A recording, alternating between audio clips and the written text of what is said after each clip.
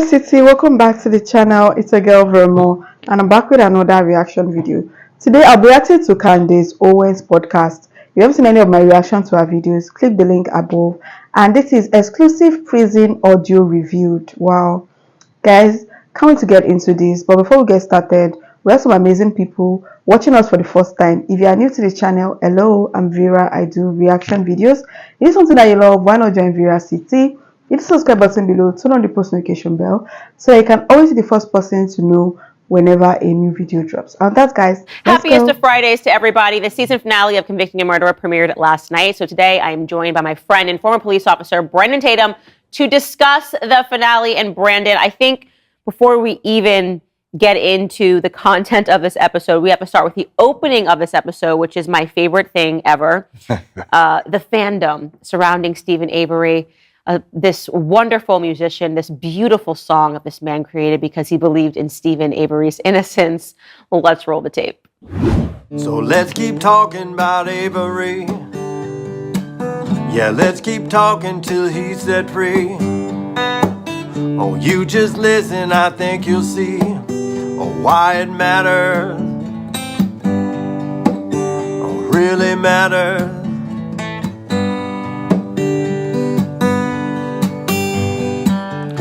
Put aside the documentary, the state's version ludicrosy. Oh, all their claims so blatantly get torn to tatters. I think that matters.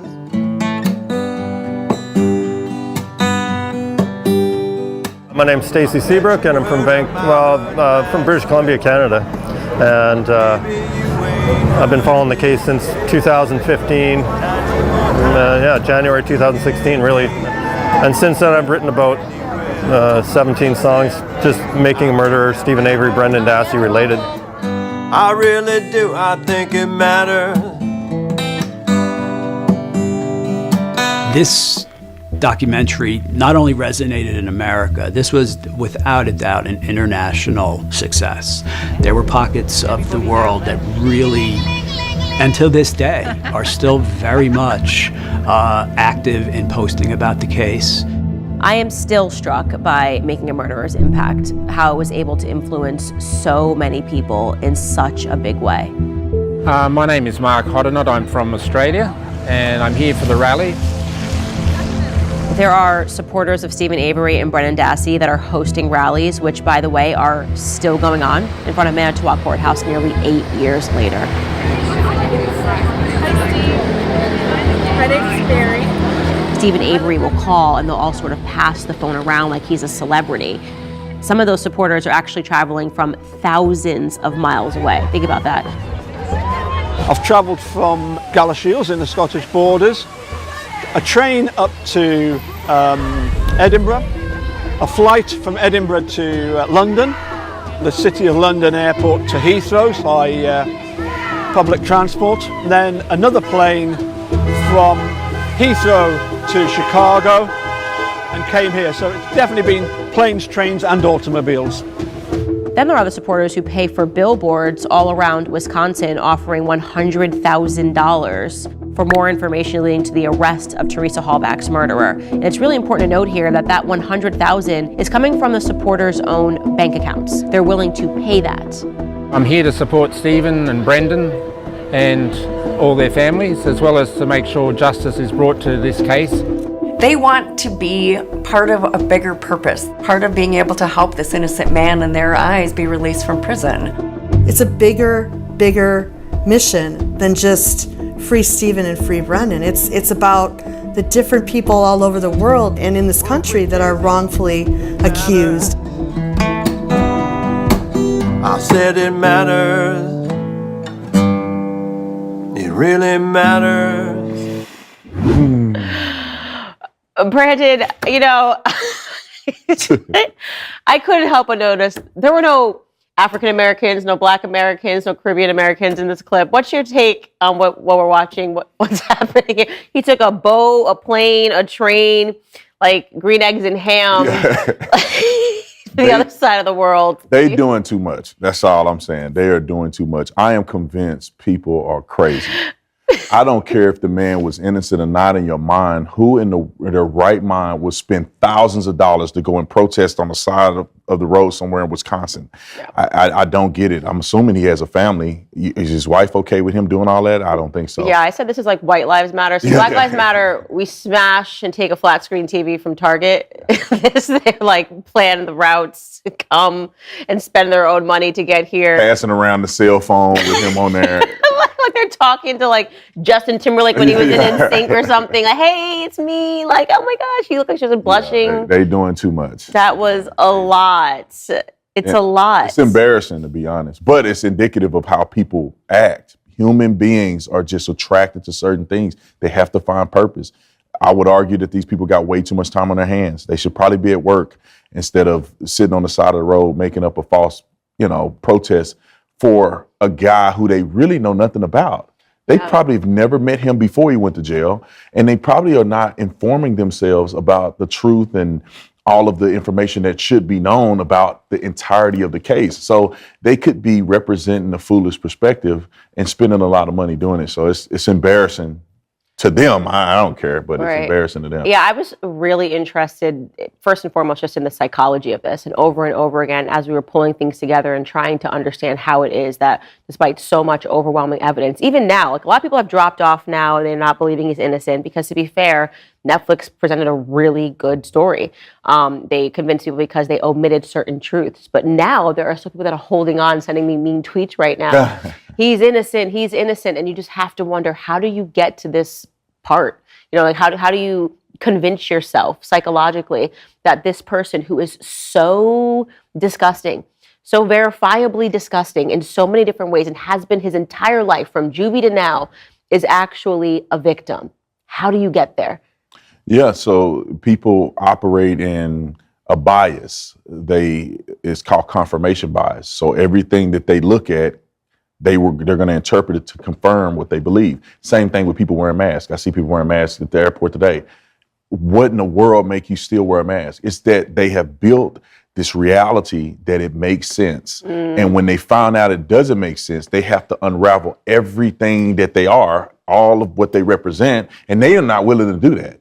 So instead of saying, you know what, I was wrong and I'm embarrassed because I flew all the way from Australia, spent thousands of dollars to sit on the side to talk to a dude on the phone from a jail cell, instead of admitting that they were wrong about that, they have to double down. And they have created a delusion and a reality that is never going to change. Yeah. Jesus Christ could come down from heaven and say, he's guilty. They will not believe it. They do not care.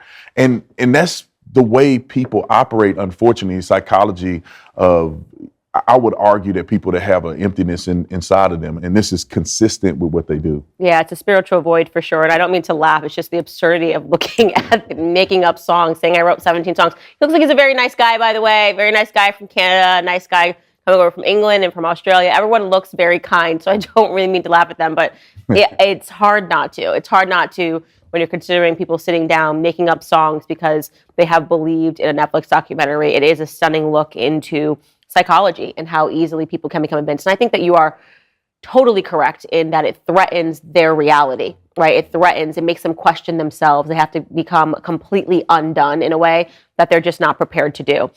And it gets worse because you also understand that it wasn't just people who were fighting for his freedom. There were also people fighting for his heart. So let's roll the next clip. I've heard that Stephen's had 7 girlfriends already, 3 of them that he was going to marry, and it's like I don't know what these people are thinking. Historically there has been this phenomenon of women becoming infatuated with convicted killers. Charles Manson, Ted Bundy, and Stephen Avery really was no different. He had girlfriends, he had fiancés, and it really is something to take a look at the letters that were being written back and forth. These are just some letters that he wrote to his once upon a time fiancée. If you tell anyone of this letter or any other letters, I will go and tell the world that you and the kid is on drugs. Then the whole world will know that too. So all you have to do is love me and treat me as your husband, and our life will be fine forever. I don't want to hurt you or your kids, so you have to promise you will help us forever. He also came up with 18 rules for his ex-fiancée. You are going to trust me as your husband. I want to see how you treat me as your husband. No way out. We are in this, and I love you as the world. When I call you, you will pick up the phone. You are only a housewife. Another woman who asked not to be named also wrote back and forth with Stephen Avery in prison, and the contents of this letter are pretty disgusting. He wrote to her, I love you. I will blank on the next letter, okay, honey? He then asks her at the end, do you want me to blank in a bag? Let me know. I mean, disgusting. Taste me and put me in you. Sexy, yes, love you. That is from Stephen Avery to another one of his paramours while he's in prison. I don't know why I can't stop laughing. Because it's crazy. That's why. The absurdity of everything that I'm listening to and reading, and the letters he's sending, he's still threatening women. I'm just trying to figure out what's going on, Brendan. I don't know what these women are dealing with, but why would you want to deal with drama from a dude in prison? And he's like threatening you from prison. He had 18 rules. Like, is there a shortage of good men in the world that you are engaged to a potential murderer who's abusive? Exactly. Like, are there no longer good men out there? Like, somebody is threatening you from prison. And all of this, gosh, just because you're looking for a husband, then you end up getting married to an ex-convict. This one is even still convict. This one is still living in the prison. And why? Like, I honestly don't get it. It is crazy and hilarious. Through jailhouse letters, and women are willing. These women are willing to still deal with that drama. It's crazy to me. He can't even touch you. He can't even really talk to you whenever you want him to, and they still dealing with the drama. And then he talking nasty to him, like they gonna actually. In a bag, really? He wanted to. Genuinely, I would love to interview these women that fall in love with serial killers, like They're Ted Bundy, the Alex Murdaugh is a recent example of a cultural case, and women are writing him letters and convincing themselves that he's innocent.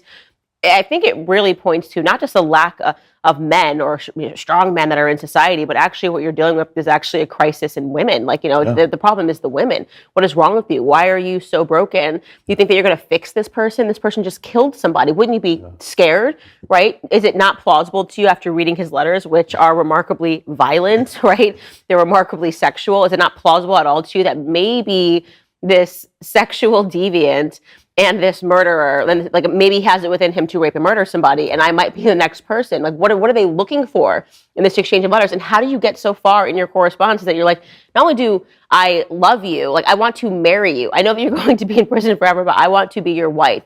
This man had fiancés in prison. Think about that. Yeah, it's called narcissism. Yeah. These women believe they can fix anybody, and they think they can fix. They go and find. They're trying to play Captain Saver, Build-A-Bear, or whatever they're doing with these men, and they are trying to get the worst man on planet Earth potentially that has done the most heinous crime ever, and say, "Look at me, I can even fix him." I mean, I'm not gonna say God couldn't fix him, but God is working on him. He ain't got it yet. And somehow these women think they're going to fix this guy. Yeah. It's crazy because, like you said, it's not the first time that this has happened. This is a phenomenon. Daddy issues. These women must have daddy issues. Have to. I don't understand Ted Bundy. Like, people that have done heinous crimes, documented. In many cases, they've admitted to. There's tapes, there's records, and women still want to go, and they probably get conjugal visits. They still go and lay up with these men, knowing they have 100 wives in prison, and they still do it. It's actually comical to a certain degree. If it wasn't so sad, I would probably laugh the rest of the episode about it. Yeah, I mean, just seeing that these people are somehow convinced to remain fans of him, it's so disturbing. One of the things that was really compelling for me throughout this entire series was just examining his family. I mean, just examining what you think it's just a Stephen Avery problem. Like, it's the Avery clan. And we kept talking about his relationship with his father, who goes by Pa, and how Pa was very much the driver of this horse in the situation.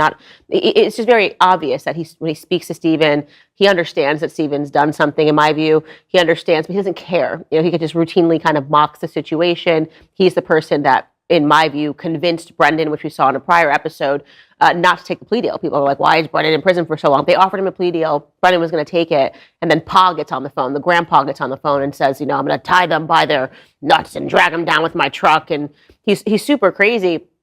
So I want to cut to this phone call, which we had of Pa speaking with Stephen Avery. Stephen Avery is telling his father, they have gone through the burn pit and they have found pieces of Teresa Hallback's muscle. Let me know if you think this is a normal reaction for your father to have if you call him and basically say, they got me. Take a listen.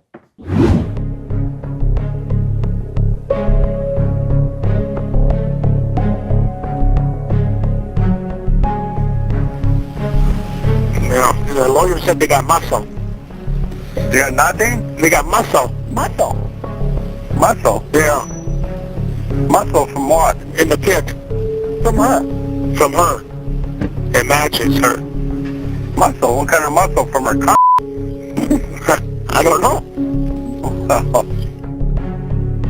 It's got to be the worst thing, the worst prison phone call that I've heard, and that's actually saying a lot. What decent human being would ever say something like that regarding an individual who had been murdered? Brendan, they're laughing, and his father is saying, is that from her C word? And then they have a giggle, and his mom giggles, and Stephen giggles. And they're talking about evidence that the police officers have found in the burn pit. Yeah, the craziest thing about that is that they're on a jailhouse call, which they know is recorded. So if you are as brazen as they appear to be, which means you're going to joke about potentially this woman's muscle, even if it's Stephen Avery. But they're actually crazy. Why would you joke about something like that? He's making a call from the prison, and he's talking to his dad, and he's like, they found a muscle, and they were laughing about it. First of all, you're making a call from the prison, and you know that such calls will be recorded, will be monitored, right? And you see at the audacity to joke about something like that. It's actually crazy. The craziest part of this whole thing was that man that said he traveled, he took flight, took train just to come and protest for someone you don't even know anything about, for somebody that is guilty of his crime. This is a really serious offense, like murder. It's not something that you should take with levity. Like, it is a really serious crime. And you traveled all the way because you are jobless. You don't have a job. Most of these people, they don't have jobs. Like she said, doesn't you have a wife? Would your wife be okay with you? Those who have wives, those who have kids, would it be okay with you leaving them? You're not leaving them for work. Not that what you're doing is going to bring any food to the table, but you're traveling because you want to go and riot, you want to go. What the? Seriously? It doesn't make any sense to me. And this just proves that people sometimes act irrationally. Like, people can just decide to act anyhow they feel. And it doesn't even make any sense to me. What do you guys think about this video? I'd love to hear your thoughts on this. Share your comment down below. If you enjoyed this video, give it a huge thumbs up. And please share this video. If you are new to the channel, join Veracity. Hit the subscribe button below. Turn on the post notification bell so that you can always be the first person to know whenever a new video drops. Thank you so much for watching. See you in the next one. Bye.